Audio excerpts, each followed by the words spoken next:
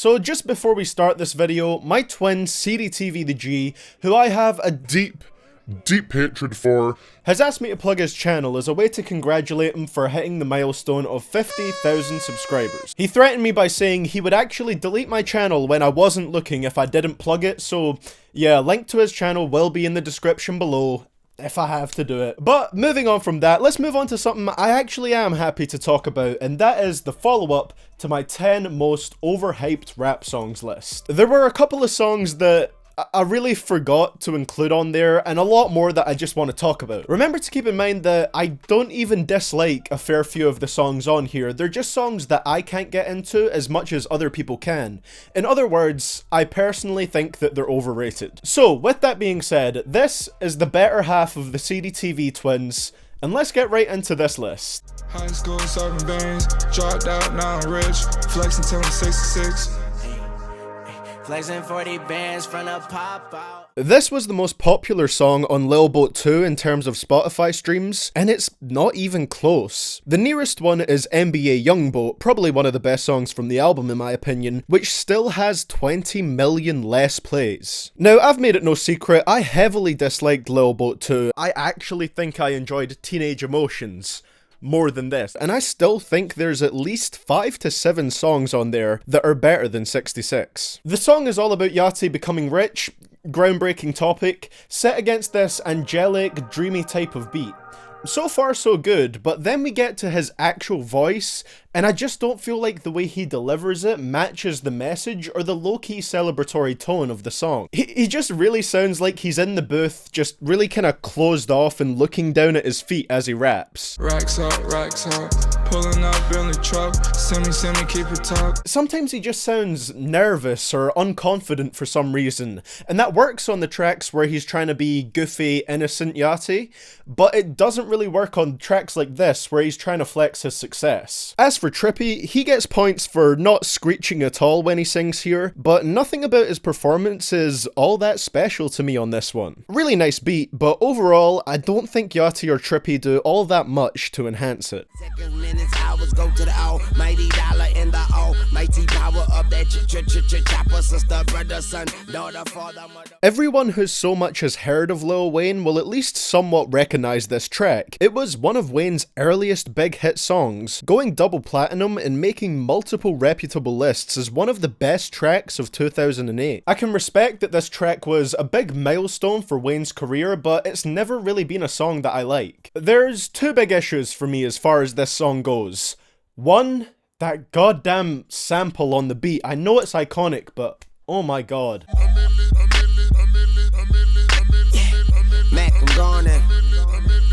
Don't get me wrong, it's a cool use of a sample and it's nicely put together, but it just doesn't stop. It basically runs throughout the whole track and it's insanely distracting. I think I'd like it so much better if it only played during the hook portion of the song, but it gets irritating hearing it loop constantly for 3 minutes. The second issue for me is the fact that I'm simply not a huge fan of Wayne's Carter 3 era voice. It has this ever-shifting, uncontrolled and strained sound to it that's never appealed to me, and that combined with the instrumental makes this a track that is more off-putting to me than anything. Personally, I think the looped sample thing was executed much better on Wayne's 6 Foot 7 Foot. That's a track that I like much better than this one.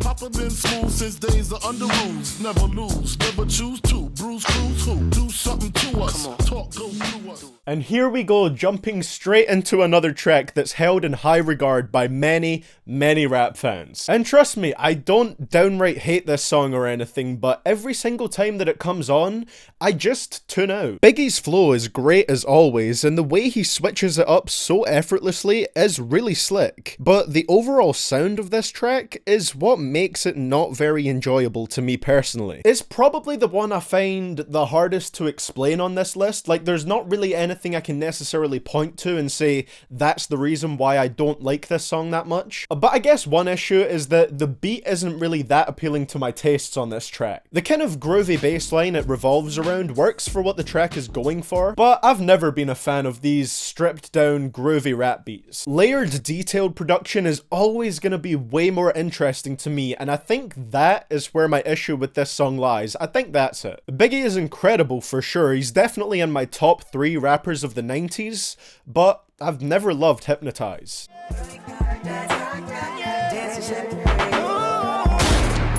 This is America. Don't catch you slipping now. Now is a good time to say this again, just to be safe. I do not think all the songs on this list are bad, because this isn't a bad song, and there is a few things that I love about it. The themes behind it, brilliant. The overall message that Gambino is presenting, fantastic. The music video, easily one of my favourite music videos of 2018. But take away the music video, and I actually think the song standing by itself isn't that interesting sonically. That's really the big issue here. If I listen to this without the music video, it becomes 10 times less gripping and encapsulating, and we're focusing on this purely as a song in this list. I honestly feel like it has very little replay value when disconnected from the visuals. I even presented this opinion on the Rap Critics 10 Best Songs of 2018 list, saying exactly what I just said, and of course, a few of the responses were basically saying, you just don't understand the themes and that's why you don't like it. Even though the themes and the message are the exact parts I singled out as liking. And that's why I think this song is overhyped. No matter what the reasons are for you not loving it, there's always going to be an army of people that say, oh, it's just because you don't get it. Gambino pretty much always has great concepts, so I'm not going to enjoy one of his songs purely based on a concept alone. Never thought that she would need me that much if I leave her. It do not matter.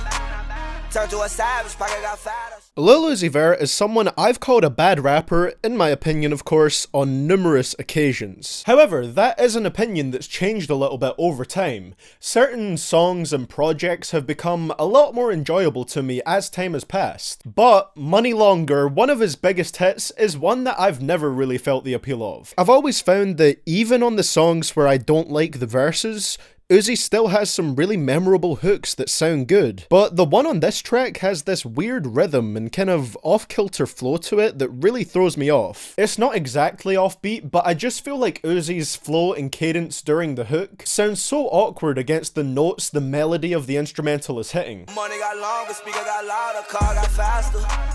Turn to a savage, pocket got fatter, she call me daddy. It's almost like he's going a little bit too fast compared to the beat, and then he doesn't wait for the beat to catch up before rapping his next chunk of bars. Every time I listen, it instantly kills the vibe of the track for me, and the verses aren't really anything special, so they don't save the track either. As I said, Uzi may have grown on me recently, but I don't know if this track ever will. I did half a Zen, 13 hours till I land, had me out like a light, hey, like a light, hey, like a light, hey, slept. This song has 500 million streams on Spotify, and it's only been out for less than 6 months. It's safe to say that it's loved by a lot of people. However, there is one simple reason as to why my enjoyment of this song isn't proportional to its popularity. As you probably know, there's 3 different beats on Sicko Mode, and I really don't like the second one or how Travis's voice works with it. And because of that, I just feel like that specific segment of the song lasts for way too long. I just find the first and last instrumentals to be so much better than the second one. And the fact that the second one is sandwiched right in the middle of the track basically makes it feel like the main one that the song revolves around. So that being the main one and me not really liking it, it results in me just thinking the song is okay overall. Something about the way the bass jabs during it just sounds a little obnoxious, and that is off-putting. Made Get this here with all the ice on in the booth. It's a big obstruction in the song to me because I love the way it kicks off. The intro almost has this dramatic sound to it with the way it builds up. Then the first beat switch occurs and I have to sit through nearly 2 minutes that I don't like until we get to the second beat switch and the song becomes much more enjoyable again. I guess there is a risk when you have so many different instrumentals on a song that not everyone is gonna like all of them. And that is the issue I have with this one. It's honestly not even in the top 5 songs off of Astroworld for me, but I know there's a lot of people that would disagree. And again, those people look like this.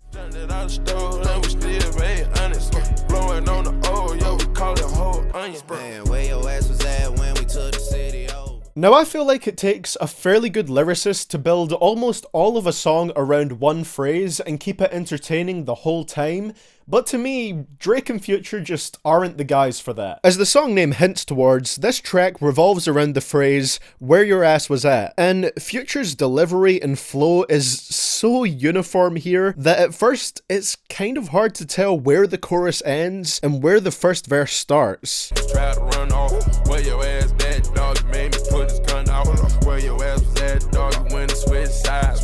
Where your ass was at, dog. The sound and structure is practically the same, and like I said, the song really revolves around that phrase, with 35 out of the 64 bars on this track starting with "where your ass was at." And like I said, Drake and Future don't really work with this in any type of exciting way, just rambling through their verses about people who only want to be around them because they're popular now. Drake does have a couple lines that are kind of funny or well put together on here, but apart from that, it's a very flat, monotone offering. No doubt one of the weaker tracks from the best Future album that I've heard so far.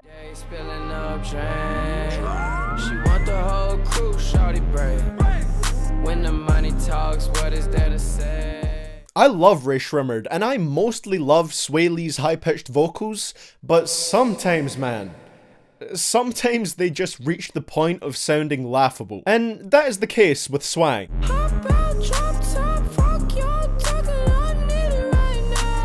What even is that? On the older Rae Sremmurd tracks, Swae really seemed to go super high-pitched while managing to just stay outside of the sounding ridiculous field. This isn't an example of that. And the worst part is, when he does tone down his vocals here, he tones them all the way down to this sleep-inducing monotone style of rapping. I legit can't win with the deliveries on here. And the beat doesn't even save this one for me. I might even go as far as saying it's one of the driest beats on Shroom Life 2. The only thing I do like on this track is the Slim Jimmy verse. He comes in with that same turnt up energy that he always has, but it's not enough to save this song from being bad. When I first heard the album this came from, I genuinely thought the song wouldn't perform that well at all, but fast forward and it's one of Rae Sremmurd's biggest hits. I really don't know how. Good deal and I ain't break a sweat. Catch me cause I'm gone. Out of there, I'm gone. How I go from 6 to 23 like I'm LeBron. Now, this one is a little bit embarrassing for me to talk about because It reminds me of when I completely butchered what would have been a hilarious joke. I mean, Non-Stop has such a dead beat, I'm surprised it doesn't have a song called Added On. A song called Added On. But Drake's son's name isn't Added On. I messed up. I'll admit that, I messed up. But I still stand by what I said, so let me fix that moment right now. Non-Stop has such a dead beat that I'm surprised it doesn't have a son named Adonis. Redeemed. And that wasn't just a joke for the sake of it. I do find the beat on this track to be insanely boring, consisting of not much more than the low hum of the bass line and a standard Tay Keith drum pattern. Compound that with Drake's monotone rapping and unvarying flow, and it results in a really dead song with a couple of lines that just hurt my soul every time I hear them. So big, I call him Williams for real. But despite that, it's still a #1 hit single, and the song with the second highest amount of streams on this list. It's an incredibly popular song, but for me, it's probably one of the most boring ones from Scorpion, which in itself is a pretty bland album already. I also just realized, Drake has appeared on this video 3 times now.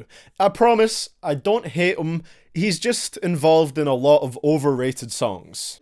I got hoes calling a young nigga for I'm sure some of you saw this one coming, as I've made my feelings on this song pretty clear before. As far as I'm concerned, Mo Bamba is the reason why world peace still has not been achieved yet. If World War III happens, I'm fully convinced that this song right here, will be the catalyst. But why do I dislike it so much? Well, let's just start with that horribly dragged out flow that Sheck uses for most of the song. I will never find that catchy or appealing. It's just aggravating. It's also ironic how on this song he says, Sheck West got so many flows, I do it all, when he only showcases like 2 different flows on this track. Not the right song to say that on, Shecky. The best part of this song is his ad-libs, because they're pretty energetic, and that part where he gets super hyped up, but that's nowhere near enough to save the song from being awful for me. A lot of people point to the beat as the main reason why they like this song, but even then, I don't think the beat is anything too amazing. And don't get me wrong, I have nothing against Sheck, because I did enjoy quite a lot of his Mudboy album, and Live Sheck West, that song is one that truly shows his energy. I love that song, that one is great. But Mo Bamba is most certainly not, and how it's not only the biggest hit from that album, but also just one of the biggest hits in general of 2018 is something I'll never be able to comprehend. And that, my friends, that is why Mo Bamba by Sheck West takes the #1 spot on this list. And real quick, if I was going to compile both lists and make a top 20, this one would still be #1. I really don't like it. It blows everything on part 1 out of the water. Well, thank you so much for watching, guys. I hope you guys did enjoy this video. If you enjoyed the video, please leave a like. I'm sure I'm gonna need it on a video like this. And subscribe if you haven't done so already and want to see more videos like this one. Also, turn on that notification bell. It doesn't work, but turn it on anyway. Like I said at the start, I guess my twin has done a decent job at hitting 50,000 subscribers, so I'll give him one clap to celebrate. His channel will be linked below. He does reactions to new singles and albums. Thank you so much for watching, guys. I will see you all in the next one. And this is CDTV Productions, signing out. Lucid. Alright, let me make some paper, boy.